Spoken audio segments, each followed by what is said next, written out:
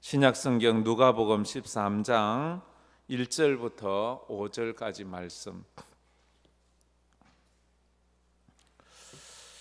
우리 다 같이 한 음성으로 읽겠습니다. 그때 마침 두 사람이 와서 빌라도가 어떤 갈릴리 사람들의 피를 그들의 제물에 섞은 일로 예수께 아뢰니 대답하여 이르시되 너희는 이 갈릴리 사람들이 이같이 해 받음으로 다른 모든 갈릴리 사람보다 죄가 더 있는 줄 아느냐?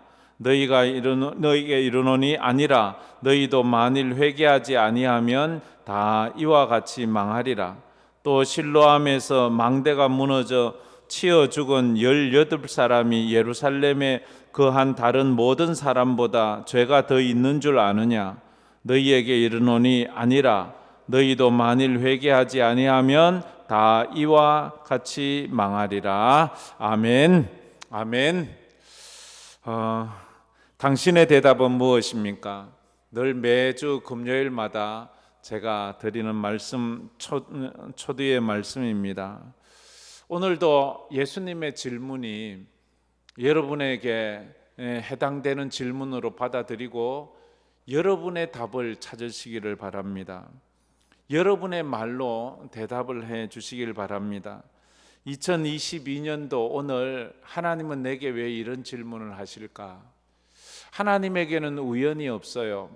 어쩌다가 한 일이 없어요. 하나님은 다 거기에 필요해서 꼭 적절한 말씀을 하고 있기 때문에 오늘 이 말씀을 주시는 것은 여러분에게 꼭 필요한 말씀인 줄 믿습니다. 이걸 깨닫는 것이 은혜예요. 예수님의 질문은 영적인 거예요. 사람은 세상적인 뜻에서 질문하지만 성경에 나오는 모든 질문은 세상적인 것이 단 하나도 없습니다. 모든 것이 다 영적인 질문입니다. 그렇다면 이 질문이 영적이면 대답도 영적이어야 합니다. 그래서 우리가 생각하지 못했던 영적인 측면에서 이것을 알아가야 합니다. 왜냐하면 질문을 정확하게 이해하지 못하면 정확한 답을 절대로 찾을 수가 없습니다. 그렇잖아요. 시험을 치는데 질문이 이해되지 않으면 아무리 이해하려고 해도 정답을 찾을 수가 없어요. 전에도 얘기 드렸지만 우리 막내가 이제 한국에 와서 시험을 치는데 다른 시험들은 뭐 좀 못 치고 뭐 국어도 뭐 30점 뭐 20점 이래 나와도 이해했어요. 한국말을 잘 모르니까. 근데 어느 날 영어 시험을 치고 왔는데 70점도 못 받은 거예요. 그래서 난리가 났어요. 도대체 네가 다른 거는 못해도 영어를 네가 못한다는 게 그게 말이 되냐? 막 뭐락했어요. 그런데 그 아이 하는 말이 뭔 줄 아세요? 질문이 무슨 질문인지를 모르겠어요. 왜냐하면 질문은 한글로 나오거든요. 이 한글로 나오는데 한글 질문이 이 지문이 막 한자어도 썼고 막 이러니까 이 어려운 거예요. 질문을 모르면 답을 찾을 수가 없어요. 오늘도 하나님께서 우리에게 하시는 이 질문이 영적으로 이해되어야 돼요. 그때 우리가 이해할 수 있어요. 지난주에는 캄캄한 밤에 바다에서 광풍을 만난 제자들에게 하신 질문이에요. 캄캄한 밤 바다에서 광풍이 불자 물이 배에 들어오고 배가 뒤집어지려고 하니까 제자들이 막 무서워서 떨면서 주님 왜 주무십니까? 우리가 죽게 된 것을 돌아보지 않습니까? 할 때 예수님이 제자들에게 하시는 질문, 너희 믿음이 어디 있느냐라고 묻습니다. 너희들 믿음이 어디 있느냐? 믿는다고 말하면서 사실 우리도 그렇지요. 인생에 광풍이 불어왔을 때 무섭고 겁에 질려서 호들갑을 떨 때가 있지 않습니까? 주님, 제가 죽겠습니다. 그때 주님이 말합니다. 너의 믿음이 어디 있느냐? 라고 묻습니다. 이 무슨 말이라고 했어요? 왜 너의 믿음을 사용하지 못하고 있느냐? 너에게 내가 믿음을 주지 않았느냐? 그 믿음으로 이 풍랑을 이겨나가 보거라.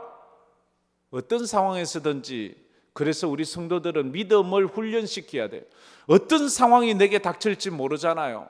어둠이 올지 풍랑이 올지 바람이 불지 비가 올지 그 모든 상황에서 내가 믿음을 쓸 수 있는 훈련을 해야 돼요. 그래야지 어떤 일을 당해도 주님 말씀대로 항상 기뻐하라, 쉬지 말고 기도하라, 범사에 감사하라, 이 말씀대로 주님 뜻대로 살아가지요.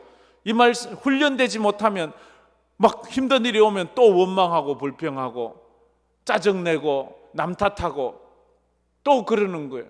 또 어려운 일이 당하면 자식 문제가 생기고 건강 문제가 생기고 여러 가지 삶의 문제가 생기면 또 믿음을 사용하지 못하고 또 원망과 불평만 사용하는 그런 인생이 되고 만다 하는 것입니다. 훈련된 사람만이 믿음을 사용할 수 있는 거예요. 오늘도 이 저녁에 우리가 이 훈련도 하기 위해서 왔어요. 이 기도의 훈련, 어떤 일이 있어도 기도로 나가는 이 훈련을 하는 여러분 되기를 주의 이름으로 축복합니다. 오늘 말씀은 바리새인들이 어느 날 예수님께 찾아왔어요. 예수님께 찾아와서 예루살렘에서 일어났던 두 사건에 대한 이야기를 합니다. 그러면서 그 사건에 대해서 질문을 합니다. 첫 번째는 어떤 사건인가 하면 빌라도가 무슨 절기를 맞이했는지 절기를 맞이해서 이스라엘 각처에서 모인 그 이스라엘 남자들을 죽인 사건이 있어요. 성전에 모인 갈릴리 사람들을 빌라도 총독이 많이 죽였어요. 그 사건에 대한 이야기를 묻고 있고, 또 하나는 실로암 망대가 무너져서 그 망대에서 일하거나 있던 사람들이 그 망대에 깔려서 죽은 18사람에 대한 이야기를 묻고 있습니다. 빌라도의 이야기는 쉽게 말해서 사람에 의해서 생겨난 재난, 인재에 대한 이야기이고, 또 하나 망대가 무너진 것은 자연재해가 일어나서 죽은 사람에 대한 이야기입니다. 인재로 죽었던, 자연재해로 죽었던 그 죽은 사람들은 무슨 죄가 있어서 죽었습니까? 라고 이렇게 묻는 거예요. 1절에 보면 그렇게 말하지요. 우리 1절 말씀 다 같이 한번 읽어보겠습니다. 그때 마침 두 사람이 와서 빌라도가 어떤 갈릴리 사람들의 피를 그들의 제물에 섞은 일로 예수께 아뢰니 라고 말합니다. 사람이 죽거나 고난당하는 그런 것은 인과응보가 맞지요 라는 거예요. 인과응보, 자기가 지은 죄를 지으면 죄값을 받고 복을 지으면 복을 받는 그런 인과응보에 대한 이야기를 하고 있습니다. 왜냐하면 당시 유대 사람들은 뭐든지 인과응보식으로 해석을 했어요. 그래서 욥의 친구들이 욥에게 와서 너 죄 지었으니까 이런 일 당했지, 너 죄를 회개해, 너 죄 지어서 강도를 만났고, 너 죄 지어서 자식이 다 죽었고, 너 죄 지어서 건강이 다 무너져서 이렇게 고치지 못할 병에 걸렸고, 너 죄 지어서 가정이 다 파탄됐고, 너 죄 지어서 이런 일이 있는 거야. 이 말이 맞습니까?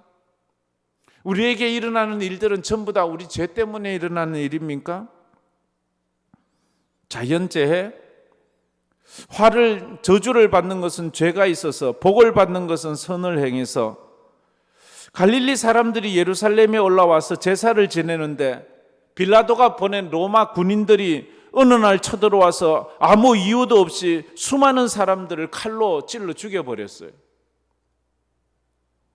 갈릴리 사람들은 원래 반정부 혁명가들이 많았습니다. 그래서 그랬는지 몰라도 역사가 요세푸스의 기록에 의하면 그 로마 식민지로 있을 그 당시에 어느 그런 유월절마다 그 유대인들이 많이 모이는 그 시점에 로마 총독 빌라도가 이스라엘 사람들을 무차비 학살했다는 기록이 많이 나옵니다. 어떨 때는 3,000명을 죽이기도 하고, 심지어 어떤 유월절에는 2만 명이나 되는 사람을 예루살렘 성전에서 죽여버렸어요. 아마 그 이유는 이스라엘 사람들이 유월절을 맞아서 예루살렘에 모였고, 예루살렘에 모였을 때에 그 식민지에서 독립하려는 독립운동가 열심당원들이 그렇게 선동을 해가지고 데모를 일으켰을 때, 그 데모를 진압하기 위해서 그 로마 군인들이 무차별하게 3,000명, 2만 명 이렇게 많이 죽였을 것이다, 이렇게 보고 있습니다. 이렇게 묻는 사람들은 바리새인입니다. 무슨 의도가 있습니다. 무슨 의도입니까? 이건 그들이 죄를 지어서 그렇지요. 바리새인들은 친로마파입니다. 그러니까 로마에 대해서 반기를 들었던 그 데모하는 사람들이 죽는 것은 자기들 죄 때문에 죽는다, 그렇게 말을 하고 있습니다. 그래서 심지어 예수님을 십자가에 못 박고도 그들이 하는 말은 저가 죄를 지어서 죽은 것이다 라고, 이렇게 예수님에게 죄를 뒤집어 씌워서 예수님을 죽인 자기들은 정당하다고 그렇게까지 말을 하는 사람이었습니다. 인과응보, 갈릴리 사람들이 죄가 많아서 죽었다는 것입니다. 진짜 그럴까요? 그들이 데모를 선동해서 그래 죽었습니까? 거기에 대한 예수님의 이야기는 뭡니까? 예수님께서 말씀하시기를 2절 말씀 한번 우리 다 같이 읽어보겠습니다. 2절 말씀입니다. 대답하여 이르시되 너희는 갈릴리 사람들이 이같이 해받음으로 다른 모든 갈릴리 사람보다 죄가 더 있는 줄 아느냐? 이 사람들이 죽지 않은 갈릴리 사람들보다 죽은 갈릴리 사람들이 죄가 더 있는 줄 아느냐? 이게 질문이에요. 그게 자문자답해요. 예수님이 3절에 이렇게 대답을 합니다. 3절 말씀 다 같이 읽겠습니다. 너희에게 이르노니 아니라 너희도 만일 회개하지 아니하면 다 이같이 망하리라. 아니다, 이들이 죄가 있어서 너희보다 죄가 많아서 죽은 것이 아니다 라고 예수님이 분명하게 그렇게 말을 하고 있습니다. 너희에게 이르노니, 너희가 바리새인들에게 말하노니 너희에게 말한다, 이렇게 말합니다. 이 말은 무슨 말이에요? 남의 문제에 걱정하기 전에 자신의 구원 문제를 걱정하라는 거예요. 남들이 죄 지어서 죽었다고 자꾸만 얘기하지 말고 너 자신이 죄 지어 죽을 것을 생각해 보라는 거예요. 사람은 누구나 갑자기 사고를 당할 수 있습니다. 사람은 누구나 예기치 않게 병에 걸릴 수가 있습니다. 사람은 누구나 가정에 문제가 생길 수가 있습니다. 자녀에게도 문제가 생길 수 있습니다. 사업이 어려워질 수가 있습니다. 그런 걸 전부 다 인과응보식으로 해석을 해서는 안 된다는 거예요. 길을 가다가 사람이 콱 넘어졌어요. 그거 봐, 죄 짓더니 너 죄 지었어, 이렇게 말하면 안 된다는 거예요. 그것을 갖다가 김기동 귀신론이라는 거지요. 귀신론은 뭐든지 하면 기침만 해도 기침 귀신 걸렸다고 그러고, 감기 걸린 귀신이라고, 뭐든지 다 귀신 들렸다고.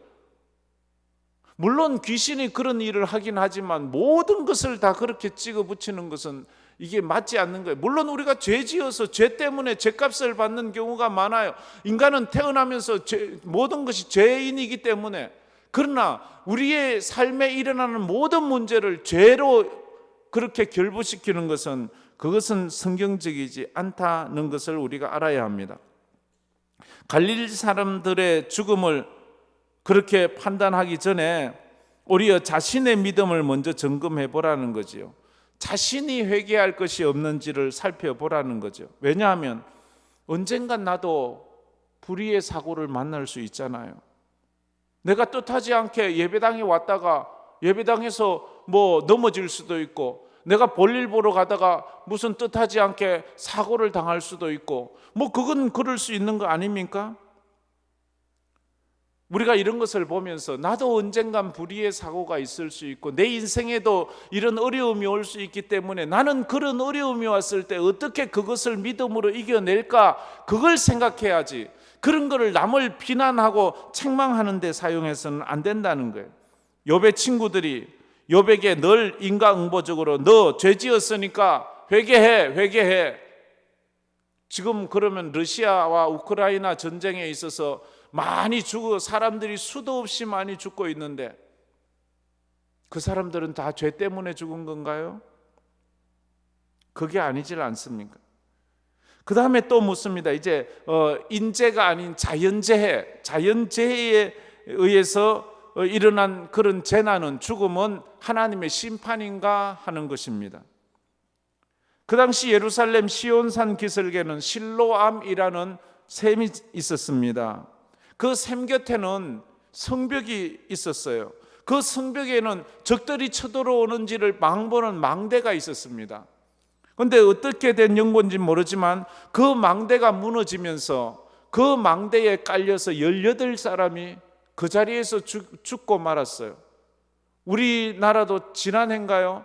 뭐 저 광주에서 그 짓던 그 빌딩이 무너져 가지고 빌딩이 무너져서 그 사람들이 많이 죽기도 하고 그러지 않았습니까? 그게 그들이 무슨 죄를 지어서 그렇습니까? 그들은 공연히 주격께서 뭐 죄를 진 것이 있겠지, 뭐 하나님 심판하셨어, 이렇게 말하면 안 돼. 그 질문에 대해서 5절에 예수님은 이렇게 말씀을 하고 있습니다. 다 같이 읽겠습니다. 너희에게 이르노니 아니라 너희도 만일 회개하지 아니하면 다 이와 같이 망하리라. 첫 번째, 빌라도에 의해서 죽임을 당한 갈릴리 사람들이나 실로암 망대가 무너져서 죽은 18명의 그 사람들에게 무슨 죄가 있었습니까? 할 때 똑같이 예수님 말해요. 아니다. 너희도 만일 회개하지 아니하면 다 이와 같이 망한다. 이건 너희들에게도 적용될 수, 너희들에게도 언제든지 일어날 수 있는데 너희들이 회개해야 돼라는 거예요. 자연재해는 뭐예요? 올해도 태풍이 불어왔습니다. 그래서 저 남부지방 저쪽으로는 태풍 피해를 많이 보고 들어는 인명피해까지 일어나기도 했습니다. 피해본 사람, 피해본 지역은 죄가 많아서 그렇습니까? 교통사고를 당해서 올해에도 죽은 사람의 그 숫자가 어마어마하게 많습니다. 불이 나서 죽은 사람도 많습니다. 그런 사고가 죄가 많아서 그렇습니까? 이번에 근 3년 동안 계속되고 있는 이 코로나19 때문에 죽은 사망자가 얼마나 많습니까? 전 세계적으로 얼마나 많은 사람이 죽었습니까? 그 사람들이 죄가 많아서 죽었습니까? 죄 때문입니까? 그렇지 않잖아요. 주님은 분명히 말씀합니다. 회개하지 않으면 너도 이런 재앙을 받을 수 있다라는 거예요. 너도 이런 재앙에 망할 수 있다라고 말할 수 있습니다. 그래서 우리가 깨달을 수 있는 것은 이렇게 지혜를, 내게도 이런 일이 일어날 수 있다라는 것을 인식해야 돼. 나도 인재가 일어나고 내게도 자연재해가 일어나고 나도 사건과 사고에 휘말릴 수가 있다는 거예요.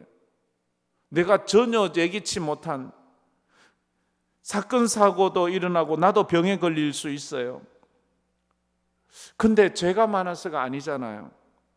이럴 때 우리는 어떻게 해야 되나요? 이것을 경고의 메시지로 보아야 됩니다. 자, 따라해 봅시다. 경고의 메시지다.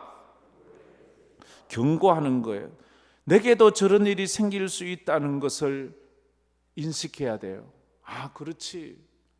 우리도 늘 자가용 타고 다니잖아요. 차 타고 다니잖아요. 차 사고는 누구에게나 일어날 수 있는 거예요. 그런데 차 사고 난 사람을 비난하다가 내게 일어나면 그걸 어떻게 알겠습니까? 그러므로 늘 깨어 있어야 돼. 늘 회개하며 살아야 돼. 그래서 무슨 일이 일어났을 때 회개하지 않아서 뒤에 그렇게 우리가 낙심하고 절망하는 일이 없어야 돼요. 이들은 죄가 나보다 더 있어서 이런 일을 당한 것이 아니라 이 일은 내게도 일어날 수 있다는 경고의 메시지라는 거예요. 예수님은 그래서 말했어요. 누가 어려움을 당했다고 해서 저 사람은 죄가 크구나 비판하지 말고 너희도 저들과 같을 수 있다는 것을 기억하라라는 것입니다.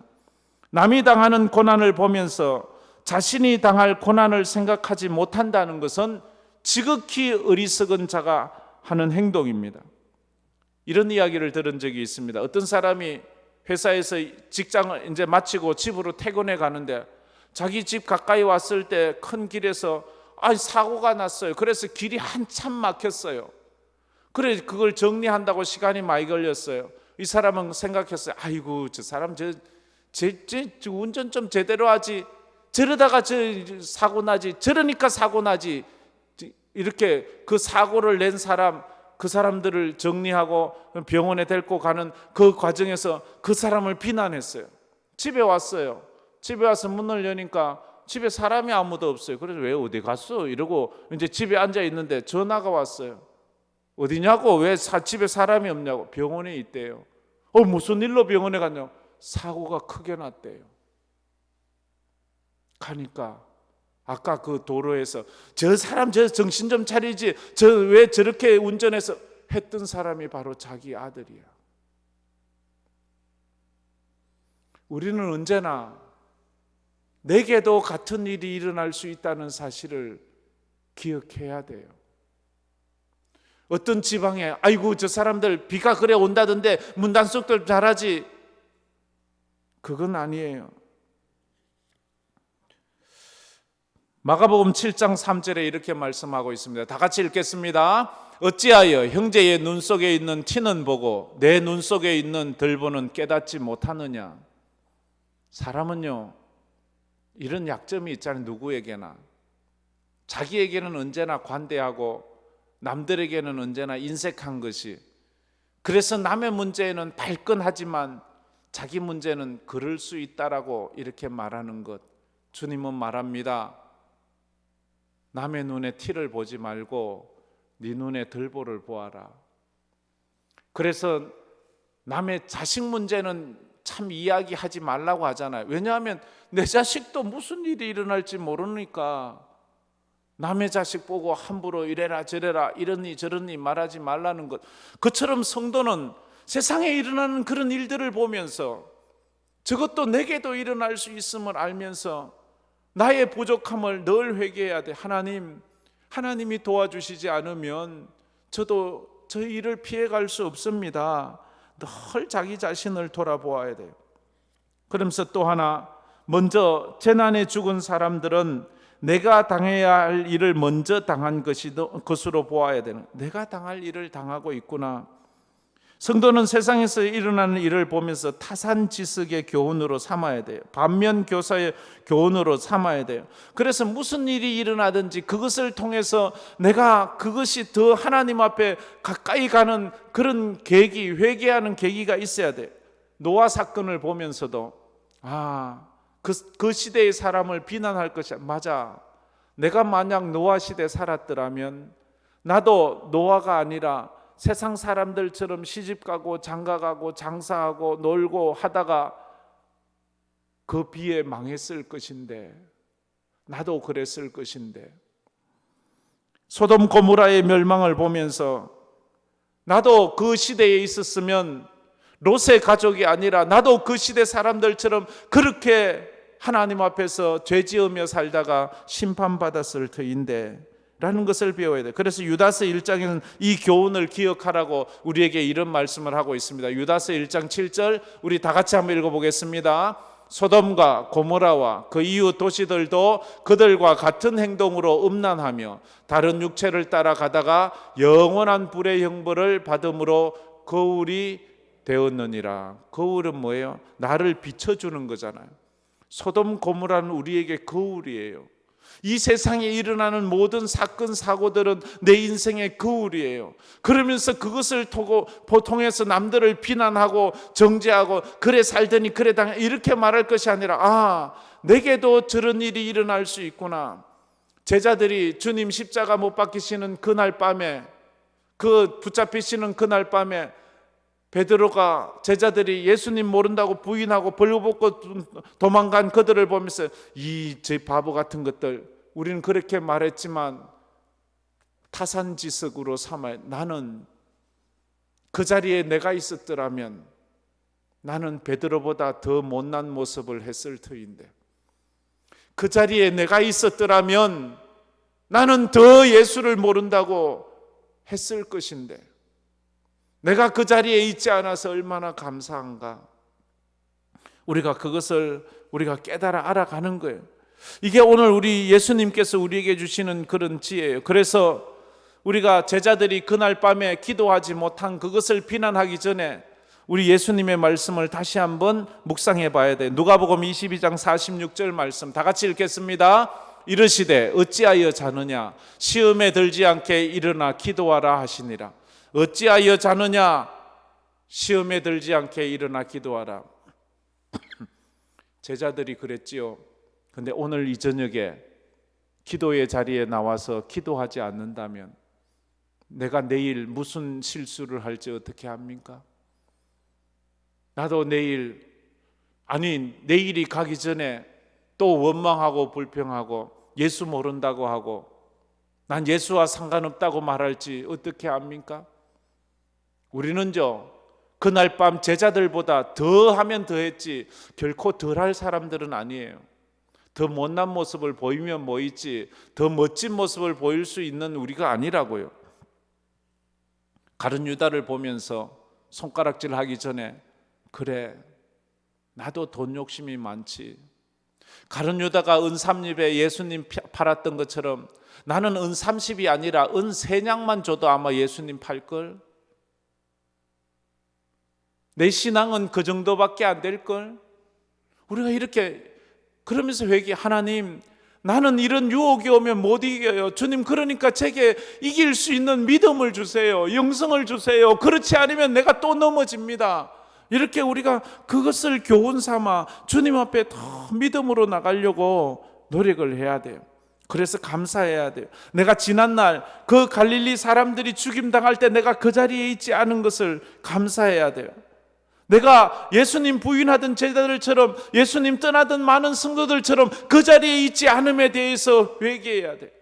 코로나 때 많은 사람들이 믿음 생활을 게을리하는 것을 보고 많이들 비난하기도 합니다. 그러나 비난할 게 아니에요. 하나님, 나도 저럴 수밖에 없어요. 내게 믿음을 주지 않으면 나는 저들보다 더 주님 모른다고 할 수밖에 없는데 주님 내게 믿음을 달라고. 그리고 또 하나, 내가 아직 살아있다는 것에 대해서 감사해야 돼요. 왜냐하면 내게 기회를 주시는 거잖아요. 회개의 기회를 주시는 거잖아요. 종말의 때의 특징이 뭔지 알아요? 회개의 기회가 없다는 거예요. 하나님이 회개의 기회를 주신다는 것은 내게 아직 생명을 주시는 거예요. 내게 아직 하나님 앞에 나오는 그런 믿음을 주시는 거예요. 그러니까 지금은 회개할 때라는 거예요. 어리석은 5 처녀가 기름 구하러 갔다가 돌아오니까 잔칫집 문이 닫혔어요. 아무리 두들겨도 그 문이 열어지지 않아요. 그래서 바깥에서 슬피 울며 이를 갈고 있는 그들은 회개할 기회를 잃어버렸어요. 가룟 유다가 왜 목매달아 죽습니까? 하나님은 가룟 유다에게 회개할 기회를 주지 않아요. 그래서 그는 목매달아 죽는 거예요. 회개의 기회를 얻지 못했기 때문에 그러는 거예요. 우리가 믿음 생활하고 다 했지만 마지막 순간에 회개의 기회를 얻지 못하면 우리는 버림을 당하는 거예요. 그래서 우리가 하나님 앞에 더 믿음으로 서게 해달라고 몸부림쳐야 돼요. 김익두 목사님이 일제시대 때 부흥 강사였어요. 아주 위대한 분이었지요. 그분이 한 번은 노방전도를 할 때 일화입니다. 사람들이 논에서 일을 하다가 이제 잠시 쉬면서 새참을 먹고 있었어요. 그것을 보고 김익두 목사님이 지나가다가 그들에게 전도를 합니다. 예수천당, 이렇게 말. 예수천당. 그러자 그 중에 한 사람이 새참을 먹던 중에 한 젊은이가 벌떡 일어나서 하는 말이, 당신 여기서 전도 안 하는 것이 신상에 좋을 것입니다. 그냥 지나가세요 라고 말했습니다. 그러자 김익두 목사님이 왜요? 라고 물었습니다. 그러자 그 젊은이가 하는 말이, 얼마 전에, 며칠 전에 비가 오는 날 천둥이 치고 번개가 치고 그랬는데, 그때 번개가 칠 때에 우리 마을에 큰 자작나무에 번개가 쳐서 자작나무가 그 번개불에 다 타버렸고, 또 번개가 쳐서 어떤 사람 논에 번개가 쳐서 논에 깊은 웅덩이가 생길 정도로 확 파였다는 거예요.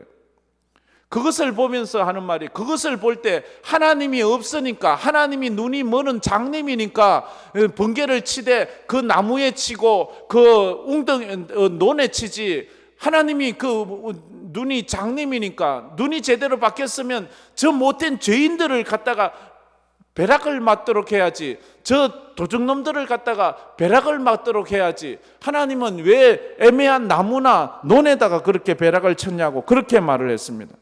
김익두 목사님이 그 청년을 가만히 쳐다보다가 묻기를, 자네는 학교를 다녔나? 그래, 예, 다녔지요. 그러면 자네가 가르치는 그 선생님 손에는 늘 무엇이 들려 있던가? 예, 매가 들려 있었지요. 그러면 그 선생은 그 매로 어디를 때리던가? 예, 우리 선생님은 책상을 때리든지 칠판을 때리든지 막 때렸어요. 왜 때렸는가? 왜 아무 잘못도 없는 칠판을 때리고 책상을 때리는가? 그거야 아이들에게 시끄럽게 하지 말라고, 떠들면 너희들도 맞을 수 있다는 경고였지요. 이 말을 그 청년이 하는 거야. 그러자 김익도 목사가 냅다 소리를 지르면서 하는 말이, 내 이놈, 다음에 하나님이 벼락을 내릴 때 너한테 칠 거야.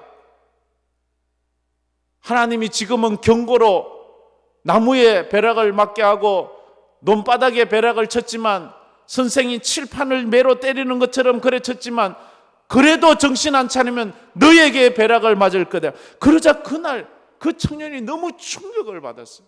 그 자리에서 회개하고 예수를 믿고 자기 재산을 들여 예배당을 짓고 그 예배당의 장로가 되었다는 그런 일화가 전해집니다.